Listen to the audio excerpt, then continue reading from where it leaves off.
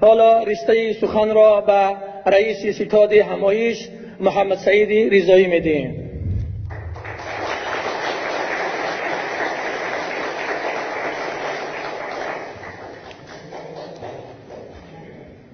به نام خداوند مهربان و نهایت بارحم. السلام علیکم و رحمت الله و برکاته. هموطنان عزیز، خواهران و برادران، همه شما را به این روزی فرخنده به روندی مهم تاریخی در تاریخ بعد از استقلال تاجیکستان،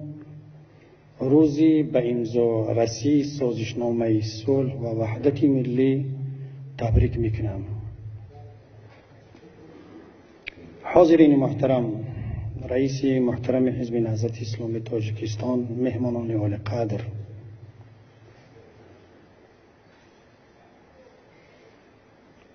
همه شما را از صمیم قلب برای دعوت ما را پذیرفتن و به این چاره‌بینی شرکت کردن خیر مقدم میگویم. خوش آمدید، نور دیده تاج سر. من خودم را خیلی هم مفتخر میدونم که رهبری ستادی چنین یک چاره‌بینی مهم را در تاریخ کشورم و برای ملت عزیزم به عهده داشتم و تجلیل و تقدیر این روز را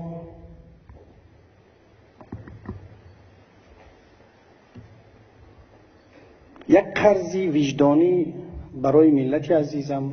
و برای کشوری بزرگم تاجیکستان و برای کسانی که در این راستا خدمت‌های ارزنده را کردند، از جانبازان، سربازان جان برکف، از رهبران فقید حزب نهضت اسلامی تاجیکستان مرحوم استاد سید عبدالله نوری و استاد محمد شریف همتزاده، اعضایان کمیسیون آشتی ملی، شادروانها حبیب سنگینوف و آتاخان لطیفی و همرئیس کمیسیه آتش بس برادر عزیزمان حاجی مظهر رحمت الله علیه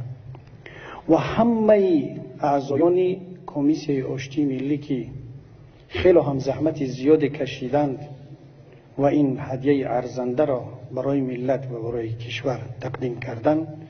من قرض وجدانی می دارم که اینها را همش را تقدیر بکنیم و همزمان از برادرانی که در این کار برای من همکاری کردند در این ستاد، اعضایان ستاد این چاره‌بینی و مخصوصا اعضایان زیر ستادی که از محلی برگزاری چاره‌بینی در آلمان بودند با همراهی برادر جنت الله معاون رئیس ستاد و رئیس ستاد محلی و همه خواهران و برادرانی که همکاری کردند، از همه ایشان قدردانی میکنم و برای همشون تشکر میگویم. و این چنین از این کشوری که میزبانی ما را به عهده دارد و این فضا را برای ما مهیا کرده است، از اونها هم قدردانی میکنم، مخصوصا از مقامات کشوری آلمان. و لازم است که برای حاضرین محترم یک بار دیگر برسونیم، همان گونه که در رسانه ها هم خواندن و دیدن، این چاره‌بینی با سعی و تلاش حزب نهضت اسلامی تاجیکستان و دیگر حرکت و گروه ها و شخصیت های سیاسی و فرهنگی و حقوقی که بیرون از تاجیکستان هستند دارد برگزار می شود. و همان گونه که گفتیم، این لازم است که این کار همچون یک قرض وجدانی برگزار بشود. از این جشن، از این عید، اگرچند که حالا با خلافکاری های یک طرف جشن این عید کمرنگ و همون هم به خاطر منفعت